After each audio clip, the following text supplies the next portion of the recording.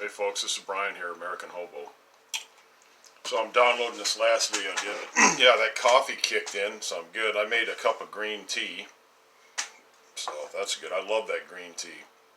It's good for you too. Just a cup a day, sometimes two. But I like keeping that. Just that cup of green tea per day. It sets your metabolism decent. It's very healthy for you. I love green tea. I like the regular tea from the Orient. You know, a lot of them Orientals, they import it over here. They bring it with them, actually. And I like Arabic coffee from Saudi Arabia. I've had that stuff where it's like they're flakes and they boil it. Man, we're talking like espresso times 10. You drink some of that shit there, I'll tell you what, man, your ass will be up all frickin' day. You drink 2 cups a day, you ain't gonna sleep at night. That is some rough stuff. Tastes good though. Good ass coffee. Yep, Arabic coffee. Or Iran, Iraq, whatever. They've got some, it's Arabic coffee, basically. That's how they do it. And they don't have no instant shit. It makes Colombia coffee like it's unbelievable. So anyway, I've been doing some research on the side. A couple of days ago, I had looked online, and I was just doing some checking. So when I do go back into Utah, I was kind of looking Utah over. Utah it's got its rough edges. Like I've been looking at Utah, Texas, Colorado, and Oklahoma.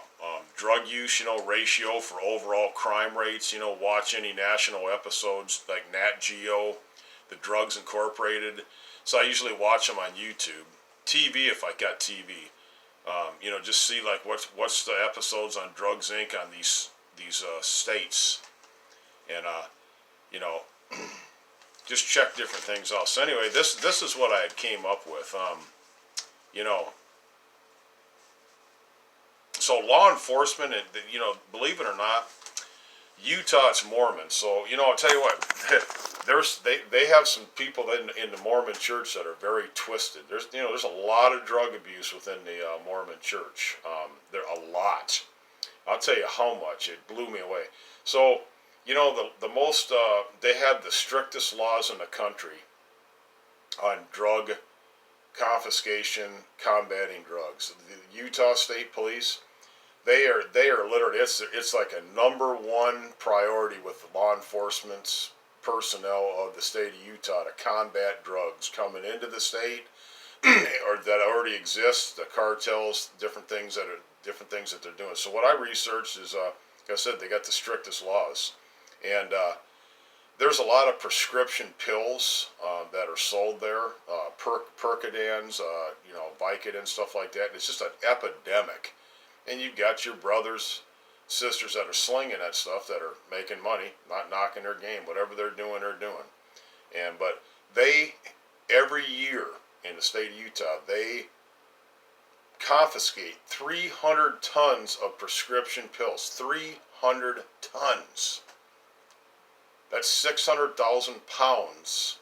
600,000 pounds of prescription drugs.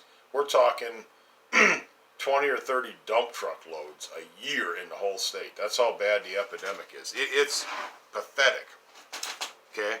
So I wanted to write that down. I just looked at some stuff, and I've been looking at, like I said, the overall crime rates, drug use and crime ratio, stuff like that. So Oklahoma, not getting off. Well, let me stay on Utah. So Salt Lake City, it has a lot less poverty in a lot of states because it's Mormon run. They kind of keep a tight rein on stuff. They actually take care of their homeless people very good there. If you're homeless and you're in Utah, usually they'll put you up for a week or a month in a place, no problem. It's actually pretty decent. But they have a really high prescription pill abuse, super high. It's bad within that, LDS community. And, they got people that sell small scripts to people, and they're on that and they're making money. And, they're any type of opiates, perks, stuff like that. And, a lot of these pills that are like 30 milligrams, Percocets and different stuff like that, they sell for $20 to $30 a pill or more. So these guys are making a killing. Salt Lake City, it's definitely got a underbelly, a hush-hush underbelly. It does. So anyway, And looking at Oklahoma, I wanted to go through some smaller towns of Oklahoma. Do they have a major drug problem? Oh, absolutely. It's just to give you some figures here. And I just wanted to speak on this, and I'll get this online. I just wanted to share this and do a video on that. You know, like the Mexican cartels, they're bringing in 90% of the drugs that are coming into the United States and different states. So anyway, so you got 2003.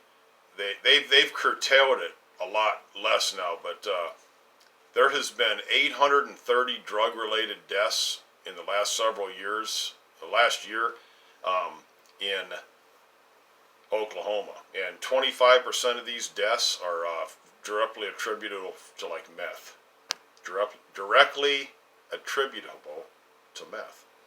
So just to break it down, 2003, which has been a while back, they busted 1,300 labs. 2012, 930 labs. 2016, 100. So they've been just bringing it down. So yeah, does it have is there a drug problem in this United States? Understatement. That's why I stay out of these big cities, man. It's just frickin' unbelievable is what it is. Yeah, so you got to watch where you go, man. Is there some cool places to go? Of course there's cool places to go in the United States, but they're getting far and fewer in between. I just haven't made up my mind exactly where I want to go. I do know that I need to get somewhere where I can stay a week, 2 weeks, 3 weeks, preferably a month or longer, and be able to get in there. And I just, man, these shelters, I don't like staying in these shelters for a lot of reasons. Just people, this last shelter I was in, guys were drinking whiskey upstairs. I mean, this is supposed to be a shelter, man, where you're working, laid back, safe environment. They had thieves around there. It was dirty. It was dilapidated. I don't stay in places like that. I get the hell out of there. I'd rather just hit the road and do motels every night. Every time you see me on a video, how many motels have you seen me in? My God, every time you see me, I'm in a different motel. So that should tell you something. Joe Hobo here can frickin' survive.